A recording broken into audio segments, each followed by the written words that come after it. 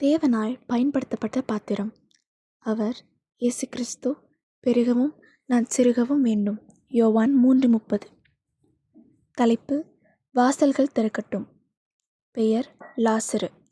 ஊர்: பெத்தானியா. நாடு: பாலஸ்தீனா, எருசலேம். தரிசன பூமி: கித்தியம். அது ஒரு கல்லறை. வாசல் மூடப்பட்டிருந்தது. 4 நாட்களான உடல் உள்ளே வைக்கப்பட்டிருந்தது. ஒரு கூட்டம் மனிதர்களோடு இயேசு அக்கல்லறையின் முன்பு நின்று கொண்டிருந்தார். அவர் கண்களில் கண்ணீர் வழிந்தோடியது. சுற்றி நின்றவர்கள் வேதனையோடு விம்பி விம்பி அழுதனர். மரித்தவனின் சகோதரிகள் அழுவதற்கு கூட சக்தியற்றவர்களாக தளர்ந்த நிலையில் தள்ளாடி நின்றனர். இயேசு முன்னே வந்தார். வானத்தை அண்ணாந்து பார்த்தார். தந்தையிடம் ஜெபித்தார். கட்டளை பிறந்தது.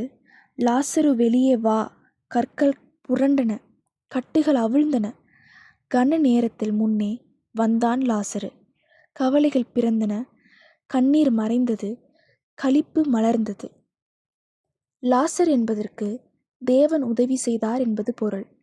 இவருக்கு 2 சகோதரிகள், மார்த்தாள், மரியாள் என்பது அவர்களுடைய பெயர்.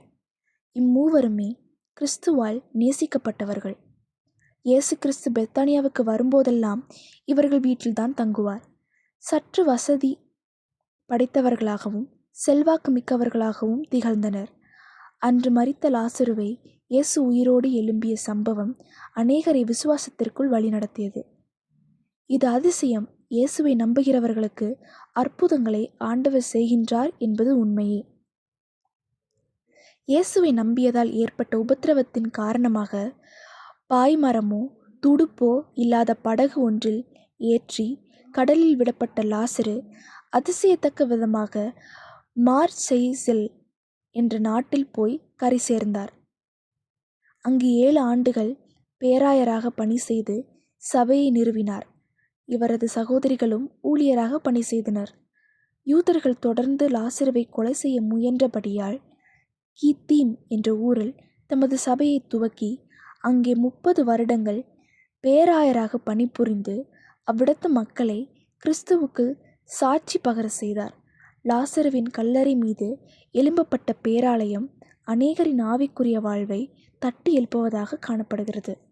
அன்பரே, தேவனுடைய மகிமையை அனுதினமும் உம்முடைய வாழ்க்கையில் காண்கிறீர்களா?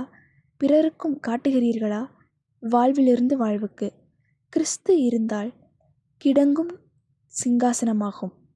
கிறிஸ்து இல்லையேல் கிடங்கும் நரகமாகும். Martin Luther.